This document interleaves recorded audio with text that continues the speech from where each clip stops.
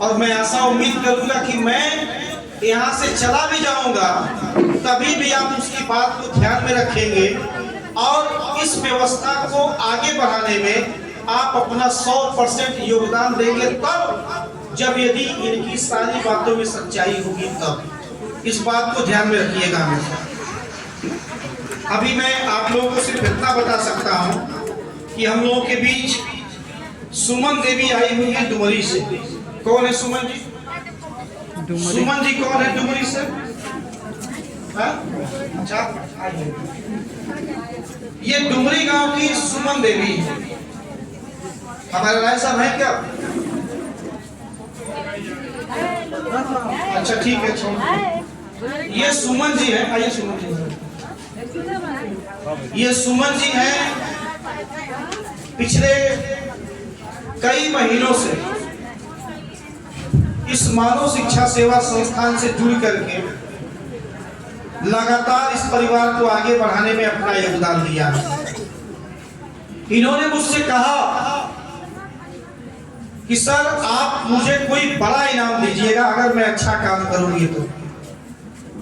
मैंने कहा आपका नाम सुमन है तो आप सीधे राय साहब से मिलिएगा। इधर आइए।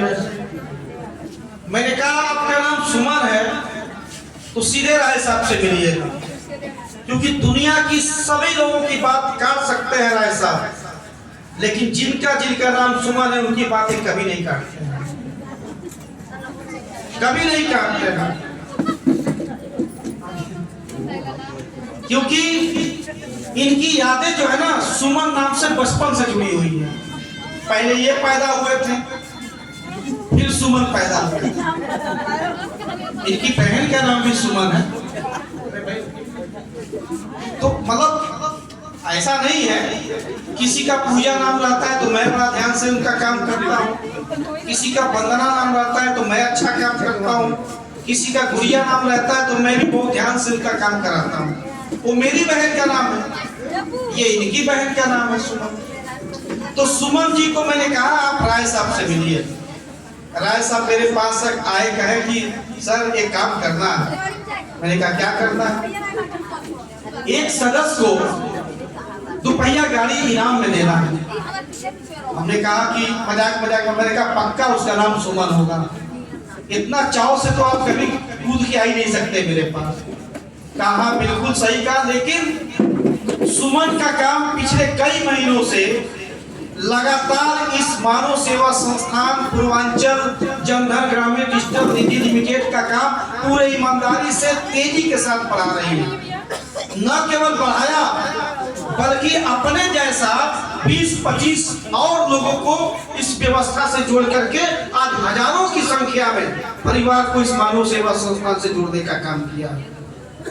मैंने कहा तो इन्होंने कहा एक स्कूटी उनको इनाम में देना है। हमने कहा बिल्कुल, आपकी बात को सर आंखों पे रखते हुए मैंने इनके कहने पे स्कूटी मैंने पास कर दिया। अब ये जो इनके साल की तरह जो कलर है इस गाड़ी का, ये गाड़ी आज सुमन जी को उपहार में पुरस्कार में इनको देने का काम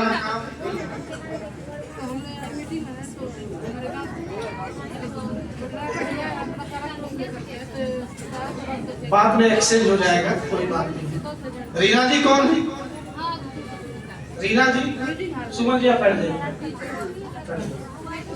इनकी बड़ी वाली बहन का नाम रीना था। हाँ, मैं छोटी वाली बहन को बुला दिया। तो रीना जी हमारे बीच में है और ये पूरे ईमानदारी से काम किया इन्होंने। तो मैं सबसे पहले नेहा से चाहूंगा कि उम्र में तुमसे बड़ी है, तुम यहाँ आगे आओ, ये माला रीना जी को पहनाओ। उसके बाद चाहे तुम प्रबंधक की बेटी हो चाहे किसी जिला पंचायत की बेटी हो, इस बात से फर्क नहीं पड़ता। तुम्हारे सामने वाला अगर तुमसे सीनियर है तो तुम्हारा फर्ज बनता है कि तुम उनका पैर छू करके उनसे आशीर्वाद लो। ये माला पहना करके इनका स्वागत करो और इनसे खुद आशीर्वाद लेने का काम करो।